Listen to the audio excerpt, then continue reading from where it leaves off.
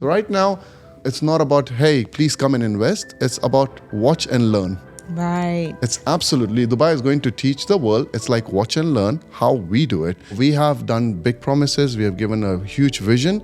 But right now, it's a time for performances. So these years, like 2026, 27, will be some performing years of Dubai. The whole statistics are going to change post 2027 because we have performed what we promised. Since COVID as well, is that for those that are looking to invest, now they're understanding how important having space is. All the investors globally are just watching, and actually some of them are taking first steps, investing and seeing high returns, while the others are just watching them and learning from what the first investors did. Because let's say a friend comes to Dubai, he buys and he expresses his journey compared to London or Singapore. The taxation over there is crazy, insane. On the phase 2, which is post 2027, we will have a next inflow of big investors coming in because the first batch of investors have performed. They've seen great ROIs, they've seen great capital appreciation. Welcome to Sobha The Living Room, the podcast where we bring the world of real estate to you. I'm your host, Nimi Mehta, and on today's episode, we have Nazish Khan, the Chief Operating Officer at FIDU Properties, one of Dubai's leading brokerage firms. Born and raised in this city, he built his career of 21 years from the ground up, mastering every facet of real estate before stepping into his current role in 2018. Since joining FIDU in 2018, Nazish has overseen the company's rapid rise, forging deep partnerships with top developers across the UAE, and of course, guiding the firm to multiple awards and industry recognition. At the heart of his leadership philosophy is a belief in people, investing in talent, nurturing strong relationships, and fostering innovation to align vision with growth. Today, he joins us to explore how the UAE's tax structure benefits property owners.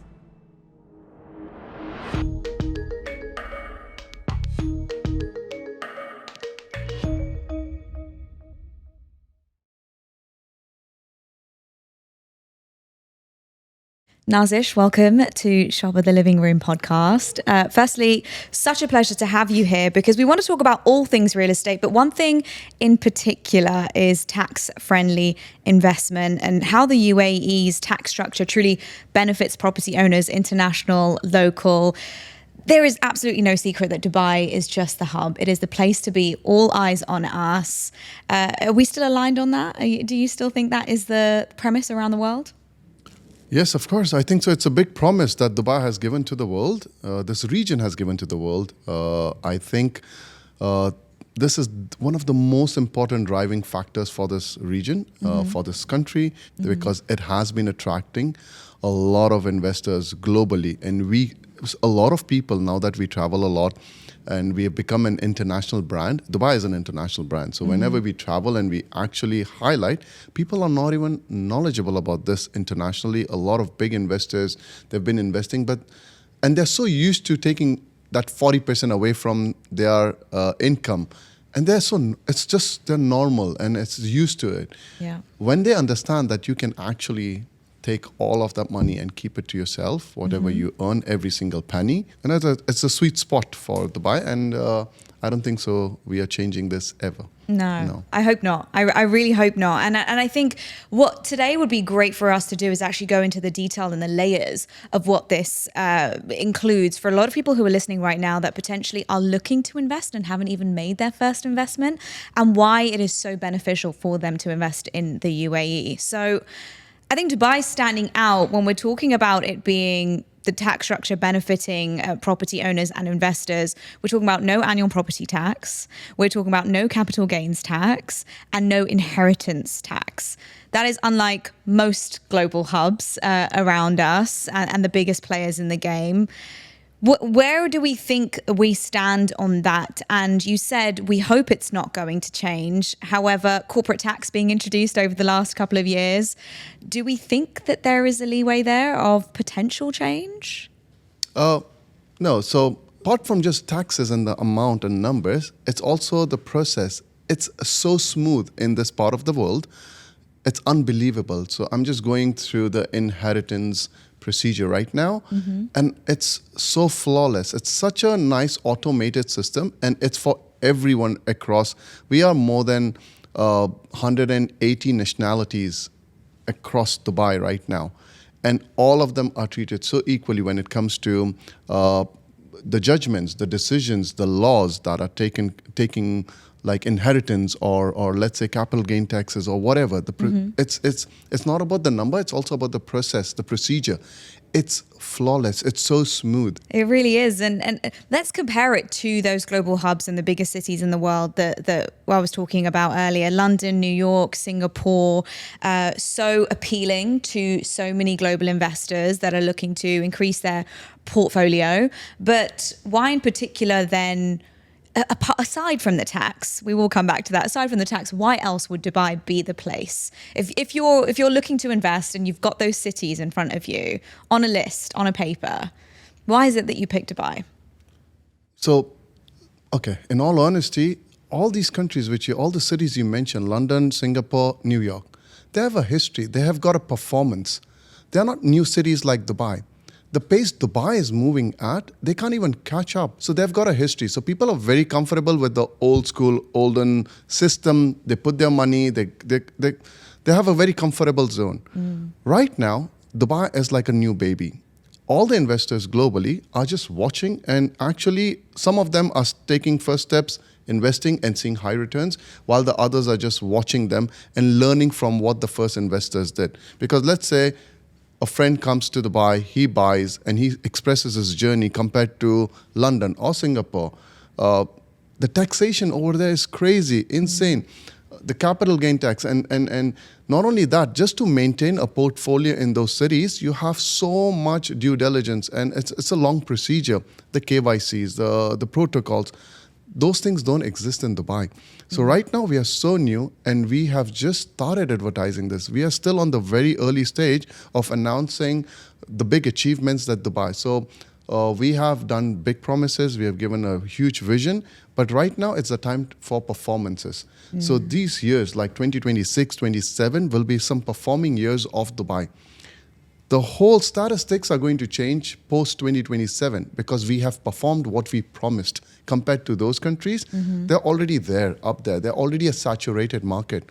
We are not a saturated market. We have just stepped in right now. So there's a long way for us to grow, and people can have huge capital appreciation in this country because on the phase 2, which is post 2027, we will have a next inflow of big investors coming in because the first batch of investors have performed. They've seen great ROIs, they've seen great capital appreciation, and they're very happy. They're only going to pass good news, unless and until one or two could do a little bit of mistakes in Dubai as developers. But in generic term, Dubai is going to outperform and going to make a lot of people very rich who have invested in the last 2-3 years. So right now, it's not about, hey, please come and invest. It's about watch and learn. Right. It's absolutely, Dubai is going to teach the world. It's like watch and learn how we do it. And that's what we're going to see, I think, so post 2027. There'll be a little slowdown in this year because a lot of handovers are coming in. Yeah. And this is definitely going to influence the reputation of Dubai, where we are seeing very, very big numbers for the clients making money. So if you had invested 3 million dirhams in 2021, 100% by 2027, that 3 million dirhams will be minimum 7 to 8 million dirhams, without doubt. It's already, we're seeing that. Yeah. But people have cashed out? No. We're going to see people cashing out probably in 2026, 27. We're going to go through that phase right now. So Nazish, 21 years in the industry for you, and everything that you have developed has been phenomenal, but you must also be a great pattern recognizer over the years of different investors. You just mentioned American investors, you mentioned Chinese investors. Talk to me about the patterns that you recognize from these particular investors when it comes to their concerns about investing in the UAE, or what drives them and what their differences are. I imagine people from America have a completely different outlook and perception of investing in the region compared to the Chinese, compared to the UK, compared to India. Talk to me about those comparisons. Okay, so historically, of course, Indian always number one because Dubai has been a part of India because we Indians came in and helped grow the city. So India, Pakistan, Iranian are one of the historical investors of Dubai. They've helped the city grow. Then the British, the Arabs, those people have really added value to Dubai investments, and they have seen a huge performance back in 2006 and 7. However, after the global crisis, we got a black dot a little bit, which spoke about, hey, Dubai was not prepared for this. However, we had a rebound 2012 onwards. Dubai has only seen a steady growth. Even in Corona, when the world was falling apart, there was some properties across the globe had zero value at that point of time because nobody wants to think of investments. They want to think about healthcare or how to live. And Dubai was still performing even at those days. Post-corona, immediately the rebound was unbelievable. People who took advantage in investing had the guts. A lot of developer friends of mine who are very well-known developers today, they went in and bought plots worth 50 million dirhams, 70 million dirhams because they know what the city is capable of. I was a little skeptical and scared about, shall we just keep our money to ourselves or invest? Now, that journey also people saw, and that was a great example where we tapped international markets. Now, 2018 and 19, we saw a huge influx of Chinese investors. For the first time, this region had never seen Chinese investors. We have seen Iranians. 2008, I think so, the number one investors were Iranians. And then there was a lot of Russians in 2007 as well. And they were gone for a very long time, and now they're back in 2022. The Russian market came in a big boom. But some game changers was the Chinese market. 2018, they're very, very conservative investors. They go in groups. The investments are done in a big chain of people. One person brings in 20 other people, shares his experience. Very important, it was how the money were transferred into Dubai and the process and procedures and how smooth was it and how stress-free they were because they don't trust nobody. The most difficult investors globally are Chinese. They do not trust nobody. They just trust, they don't trust instincts. They don't have emotions driving their decisions or their instincts driving their decisions. Their decisions are very, very calculative. They see the geopolitical condition, they see the financial statistics, they see how smoothly is the money that can be invested into this region and how they can take it back when they want to.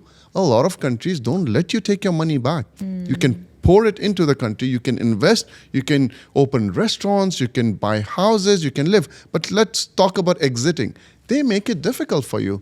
The regulations of the countries, in some countries globally, to transfer a property, there are a lot of due diligence, there are a lot of protocols, there are a lot of procedures. In Dubai, 5 minutes, take your money, out you go.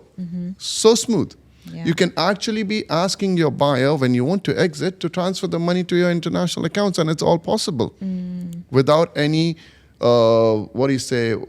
any hurdles or obstacles. But let's do that in London. I'm sorry, my friend, that's not that easy. No. You have to go through a lot of procedures before you could even do your transfers and KYCs for the new buyers, KYC, a lot of things, a lot of protocols. USA, also the same. But now, coming back to your question, I think we are just knocking doors to all the investors globally with the performance of some of the best investors that came into the city. Chinese were big. They made a lot of money. I represent a very huge fund where Chinese investments were done into Dubai in 2018. And right now, it's like a party going on with that money that we invested. That time they were a little bit skeptical, but right now we are seeing huge returns. None of our properties have been sold. We have been leasing them, renting, and the ROIs are over 10%. Wow. I'm not exaggerating, but genuinely over 10% after taking out all the costs. Yeah. And this is a huge number to achieve in such a smooth way. No dodgy business, no exaggeration over the price points, nothing. It's very genuine. With the norms, with the standards, keeping the laws in mind, and we are still taking 10% returns. And this is a blessing in disguise. Yeah. And now those guys are going to go and speak to the other Chinese, and then we're going to see a huge influx of those investors. USA is one of the most difficult market because they are in their own bubble, and they believe in investments within their region. It's difficult for them to imagine the opportunities outside. They go with long studies and a lot of reports, as I mentioned earlier. If you follow those reports, this is old school. That is old. They say 1 + 1 is 2, but Dubai is not like that. Dubai is 1 + 1 can be 4, and that has been proven. But you know what? If not today, tomorrow. If not tomorrow, day after tomorrow, they all have to come here, all of them, because the kind of system that the government and this country is trying to provide, it's unbeatable. You can't compare it to no one in this world right now. Nobody. Yeah. I am well traveled. I meet investors globally. We look at opportunities for investment globally, and it's not as lucrative as Dubai. Peace of mind. A lot of elements that adds to why an investor should come here. And believe it or not, we keep using the word investor. Those investors have made Dubai their home now. I know a lot of good investors globally, Italian, French, Europeans, not ideally Americans, but we are going to hit that market very soon. However, those people who are big investors, who have big companies back in their countries, they actually brought their families here, bought a house, they moved their families into Dubai because of so many different reasons. Yeah. So imagine investors making Dubai a home. One thing is a product as an investment and returns, and on the other hand, making it a home, an end user. So I think that model is going to be copied by global investors across the world. Okay, so let's get really practical now, Nazish. For anybody listening who says, okay, I'm more into my numbers, talk to me about what I'm going to get in terms of ROI as a landlord or as an investor here in Dubai. The rental yield, 7 to 8% here, in comparison to other cities and markets, a lot higher. So talk to me about the practicalities and what kind of returns we are seeing. Okay, so let's talk about primary areas globally. So if you are in Manhattan in New York, or say Knightsbridge in London, or in Singapore, of course, in the most prime areas, or Hong Kong, I don't think so you're getting more than 2 to 3%. Not possible. Not today. If someone says, he's just talking about the gross and not net, which means they're not counting the cost, they're not talking about the taxes, they're just talking about the number. Dubai, my friend, you are taking 6 to 7%. I am renting a huge portfolio right now. We are taking between 9 and 10. Wow. Okay, but that is because we invested at much earlier stages. However, if you enter the markets today, you are still looking at 5 to 6%. And this is backed by a lot of elements. Are those countries having a huge tourism converting into residents? No. How many people go to London to visit and make it a home? The number is totally different than Dubai. Yeah. Dubai has become a hub of attracting tourists who, it's a journey and a story for a lot of people. We have so many nationalities in this country, and maybe they came for a visit, they came to have a holiday, and the next thing they're going back home, packing their bags, getting the kids out of the school, finding a new home. In 1 year, they are in Dubai. We had Expo, which was a huge platform which brought in more than 17 million visitors to Dubai. Out of those 17 million, we are actually seeing the results now. We were just 3.1 million as population of Dubai back then.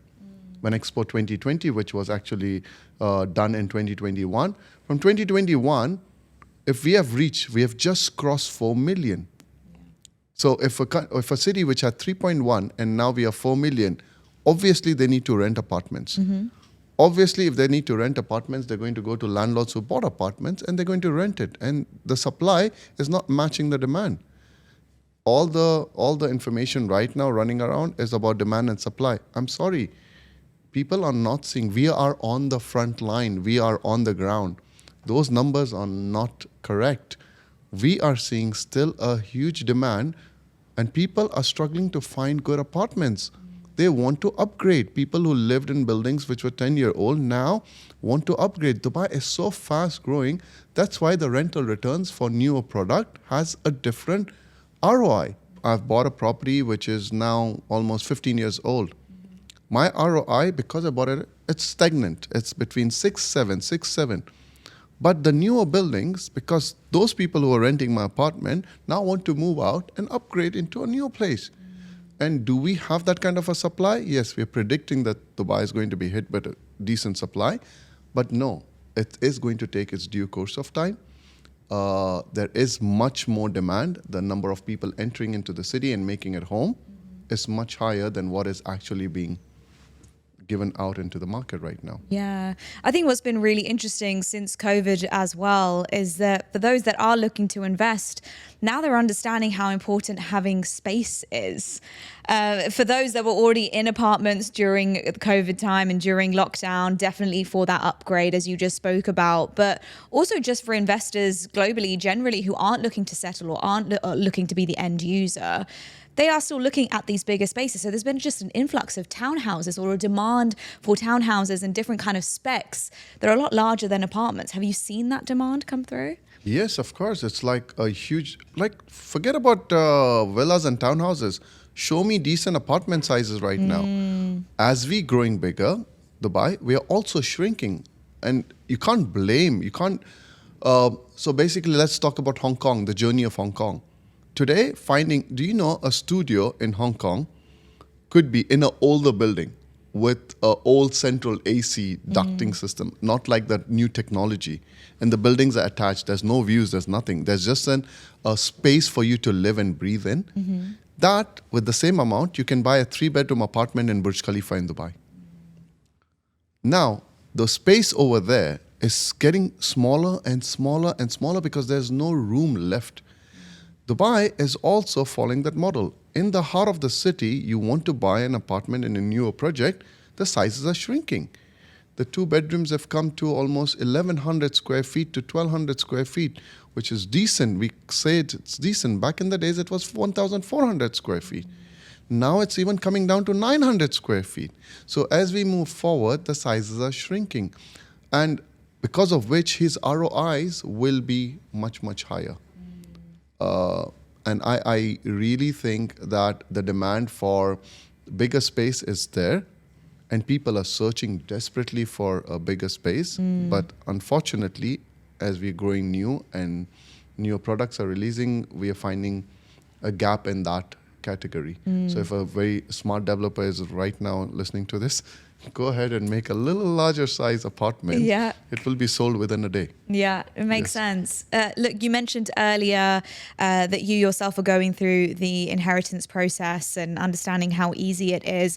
I do want to move the conversation to that in terms of future planning, legacy, future generations. When we talk about investment, this is truly what the big investors and small investors think about. You know, that this isn't just for me in my lifetime, this is for many generations to come. Talk to me about how important it is. I mean, for people to see that this investment isn't just a one-time thing. This is actually, without even eroding your ROI, this is going to be continuous influx for many, many years and generations to come. Is that something that is at the forefront of a lot of the people that you work with and a lot of the investors? Is that at the forefront of a lot of people's mind? One of the major reasons for Dubai real estate to start has a link with inheritance. If you buy a property in Dubai, you keep it, your children keep it, your grandchildren, and it gets passed on. And it's a single document. It's just one piece of paper, which not like other countries where you have books and pile of you can see the history, who this property belonged to in the past 20 years and 30 years and 40 years. Dubai does not have that system. It's so smooth, so easy. The inheritance, the passing of the property, it's very promising. You do not pay any taxes. You do not pay any charges. Like in UK, just for inheritance, like what if you're poor? What if your son is poor? What if he's lost the money? And just to get his own property, which his father's left for him, he has to pay a huge amount of money to the government just to get it transferred to his name. What if he does not have this money? What are you supposed to do? So you use the word inheritance, but you actually, it becomes like a liability. It's a stress to inherit this property. In Dubai, it's a gift. It's a blessing in disguise. Parents are passing these properties, no questions asked. You don't have to prove you're the son. like I'm literally going, I'm doing it parallel right now in India and in Dubai. And trust me, it's so different. Yeah. I don't have to go proving myself, who am I, how many siblings I have. It's so automated. The journey is flawless, smooth, and the law supports the whole process. And for investors, foreign investors, rest assured, it's a piece of cake, it's a piece of mind where the properties will be transferred and moved on to your children or grandchildren. Very, very nice. Very nicely done in the city.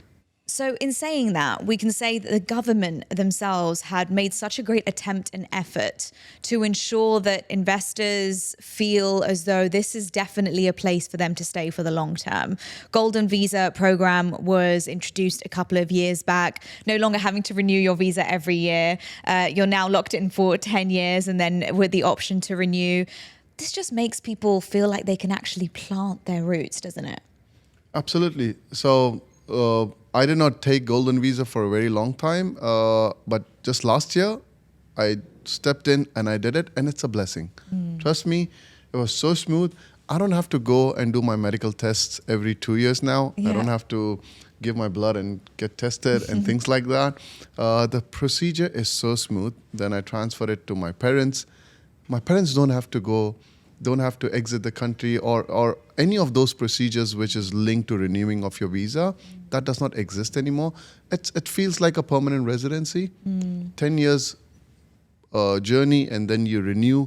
So I'm sure in the near future, there will probably be another version of the golden visa, probably a diamond visa, where it's even more extended. Yeah. So we don't know that, but it's a sign of saying to the investors, to the people who have been in this country, thank you from the government. That thank you for being here. It was a nice gesture for introducing golden visa. I just relate it as a appreciation from the government towards the people who want to be a part of the journey of Dubai, who want to be here longer, who want to have their parents stay with them longer.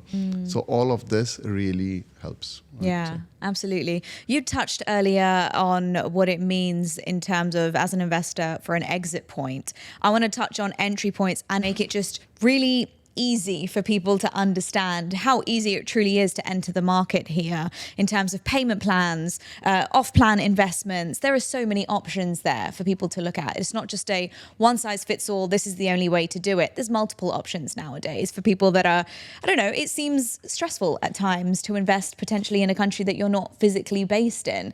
So talk to me about these entry points first. Entry points, very, very difficult. Why? Because it's too confusing. There's too much. There are too many options. One is better than the other. So right now, we are cluttering the minds of investors like, oh my God, he said, I got $1 million and I want to invest over a period and I want something over a period, or I can pay this money over a period of 2 years. Do you know how many options I can give you right now sitting here, and you will be so confused which one to go for, who is a better developer, who's performing well. And, you know, everyone is a better developer because they are learning from each other. They're in the competition. So you're not buying something expensive. You're actually buying in a very competitive market. So all the advantages are to your side. It's the buyer's market purely. Buyers have total advantage of acquiring properties, which, why did I use the word difficult? Because it just clutters your mind. But if you know what you want, it's literally like a walk in the park. Literally like a walk in the park. You just go into the shop, pick up a chocolate, come to the counter, pay, and walk out. That's how smooth. Do you know that I had a group of American investors? There were these crypto investors, and 6 of them. They came to my office, we had a chat, and I told them, one person said, okay, you know what? I am interested to proceed with buying something. Can you take me through the step? I said, all I need is your passport copy and your mode of payment. Do you want to swipe your credit card? He's just looking at my face. He's like, what about the social security number? And I go like, dude, nothing of that is required in Dubai. Your passport copy, we will run a KYC that you're a good boy, your money is legit, and boom, we're ready to swipe your credit card. And if you're swiping your credit card, obviously your money has to be Good, it's in the bank. So we have no problem. It can be done literally in 2 minutes. So entry point is literally 2 minutes. Exit is also very, very smooth. Exit, there's only one additional step that kicks in, is the government authority which is going to actually execute the transfer for you. So over there, also, it's a very smooth procedure. If you have a registered broker who's representing your property, you pass it on to him, he will find you a buyer probably in 24 to 48 hours if it's a reasonably priced product, and you can do a transfer in less than 24 hours, even if you're not in the country. It can be done online, and a lot of people actually are doing that right now. They buy online, they offload online, and it's pretty smooth. Wow. And it has been happening. We have had few transactions which was as smooth as that. Wow. Where does the trust factor come in then for people who aren't physically there and physically, working with an agent or seeing the process as a tangible process? They're just online, they're making these moves. It seems almost too good to be true. Surely a lot of trust has got to be involved there. It's about the reputation. We are setting examples that we have zero tolerance for people who can cheat or deceive or things like that. And a lot of people internationally, they are aware of that. So obviously the country has got such a reputation that people have not been cheated with their funds. They have not been cheated by individuals, any kind of things which happen, scams or things. It's on a very, very small proportion. And whenever there is something, they are punished. And that reputation helps people internationally to trust. Your money is being transferred into the developer's account. The developer account is an escrow account. It's controlled and managed by Dubai government. Your money is secured. The developer can't touch that money for his own purpose or needs. So there's a whole ecosystem that has been created to protect. Why do you think we have such high number of sales? The number of transactions that happens in Dubai, we had more than 750 billion worth of sales in 2024. Where do you think that money is coming from? Obviously, there's a huge trust factor which is engraved into the city right now. And that's and it's reflecting. People you will not see newspapers, articles internationally or wherever saying, hey, I invested in Dubai and I was taken for a ride, I was given wrong information. No, these things don't exist. No. So there is a pattern, and the pattern is encouraging people to follow and understand that, okay, you know what? It's okay. Like if you buy a Rolex watch and walk out of Dubai Mall and you have this green Rolex bag, will you step for 2 seconds and think, is it safe for me to carry this? But if you're in UK, if you're in London, you are tuned, you're accustomed in a way that you're taking precautions. Your survival instincts kick in and you go like, no, I'm not taking my chances. I probably put it in the garbage bag and put it on my shoulder and walk out of the shop. Yeah. Or maybe have 3 security or friends next to me. Dubai, you don't even think like that. Yeah. It's because the ecosystem has been created for you to just trust, close your eyes, blindly walk, and there is someone, a shadow supporting you, protecting you. So no, I've not had investors asking these precautious questions. And even if they do, there's an answer on the spot. There's a system to show to them. Yeah. Look, we've discussed kind of like the culture of here in the UAE. We've touched on a global scale, but one conversation which is incredibly layered is how the geopolitics can truly affect the market here in the UAE. Global uncertainty, so much happening. What are your current thoughts on this? And do you see the UAE market being affected? Very sensitive topic, very long topic, but okay, now that you ask me this question, geopolitical condition has always influenced Dubai in a positive way. I do not remember any time of the world when Kuwait was invaded by Iraq many years ago. There was a lot of regional tension. There was many episodes of wars and geopolitical condition. I don't want to name anyone specific, but if you see the history, there's a pattern. You get uneasy in your city, you run to a safe haven. You want to go to a place which is going to protect you, your family becomes first. Your money is not the top priority. Your family's health and safety is the top priority. A lot of people move into a city like Dubai because, again, we are always a very stable city. Geopolitical conditions, political conditions have not influenced our markets at all. In fact, it has always added value. Wherever it's a natural human instincts. You're panicking wherever you are, you want to go to the safest heaven. You want to go to a safe place. And Dubai has always performed, and it's not, again, just a hypothetical thought. It's actually performance. Dubai have performed in protecting you, your family, and your money. When Corona happened, a lot of rich billionaires moved into Dubai to stay, and they locked themselves into some villas and mentioned, I had 2 of them. A person bought a 89 million dirham mansion while he's in China just so that he can come and do his Corona period of time in Dubai. He stayed for 2 months.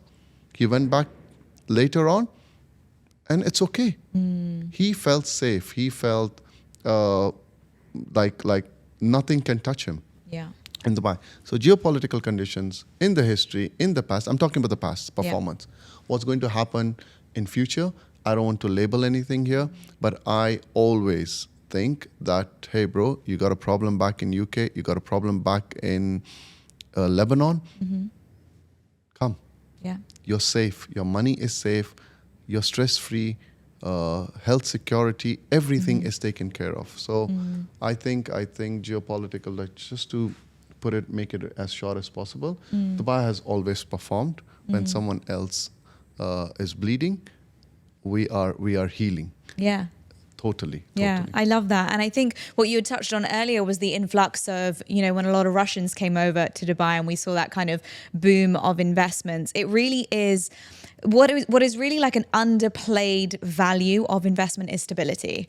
And I think when, you can sit there and crunch your numbers and look at how much you're going to make. But I guess as an investor, stability has to be the key value that you look at when looking to invest in a city and a country. So based on that, I think that it's really interesting that where do you see it going in terms of the next 5 to 10 years? We don't like to force anyone to make any fixed predictions, of course, but just from your experience in the industry. So my personal prediction, yesterday, believe it or not, I was briefing on Marjan Island. I was so involved while I was briefing about Marjan Island that I felt like I should go and buy something right now before I miss the bus. Yeah. So Dubai is so well planned. I mean, I just love how these people think about the future. You think they live in the present? No, my friend. They live in the future. They're always predicting, what if this happens? What shall we do? What if that happens? What shall we do?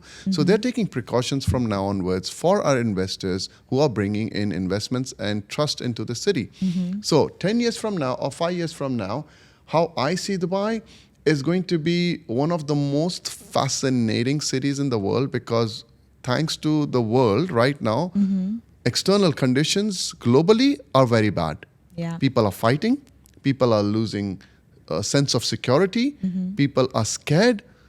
No peace of mind in many, many countries. And this is adding value to Dubai, because Dubai is going to be a winner on this long game, which is 5 years from now or 10 years from now, people who invested are going to see big returns, because we are so well positioned in branding and marketing and inviting a lot of new clients, new people to live into this country. So we are only on a growth rate. What rate are we going to grow on? That I can't predict. Are we going to grow?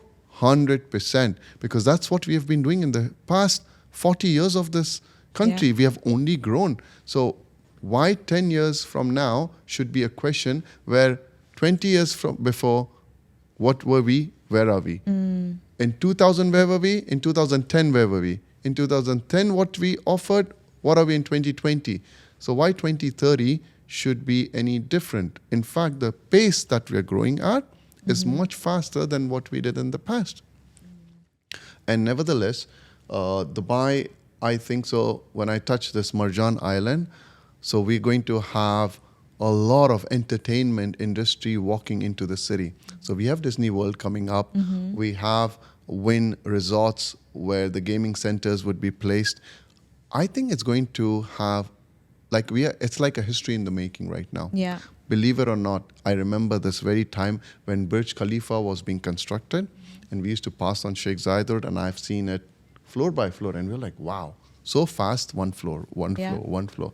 The excitement, the thrill that the city had gathered at the opening of Burj Khalifa, it was Burj Dubai. It was one night before the launch, it was converted, the name was changed to Burj Khalifa. And I remember this, it gives me goosebumps to remember this moment, this feeling.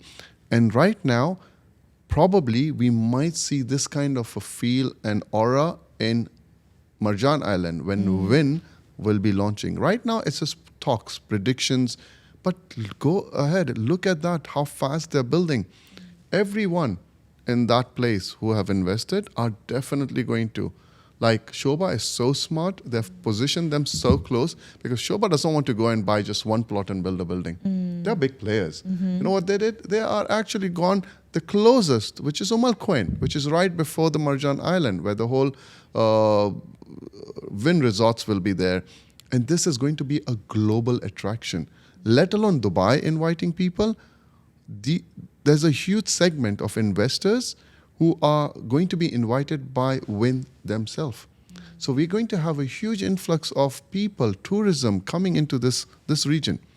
And companies like developers like Sobha are so well designed, so well. Why are they investing so much, taking all their money and buying such huge lands and building projects? Why do you think? Because we do know that there will be people coming in and want to acquire these places. So 10 years from now, we are so sorted, so peacefully sorted. We're just going to see growth. I wish I was much younger to be so energetic, because I'm losing the grip. I mean, my day is filled up with opportunities and I don't know where to look at. Yeah.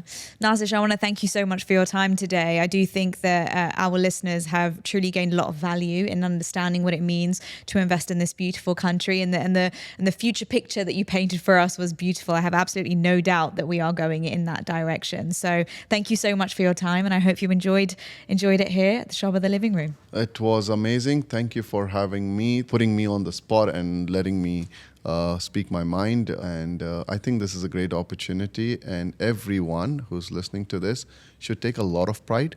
You're in the best city in the world. You're one of the ambassadors, and you need to be associated with the best only. That's what we have learned in Dubai. You need to be associated with the best, and I'm sitting in one right now. So thank you so much, and thank you for having me. Thank you. Thank you. In the next episode of Sobha The Living Room, we take a closer look at the future of mortgages in the UAE and how innovative solutions are transforming the way people finance their homes. We also bust some popular mortgage myths with an absolute pioneer in the borrowing space. From breaking traditional barriers to creating smarter, more flexible options, we're joined by a guest who is truly changing the game in property financing. Curious how the next generation of mortgages are reshaping home ownership in Dubai? Well, hit subscribe on YouTube or follow us on your favorite podcast app. You won't want to miss it.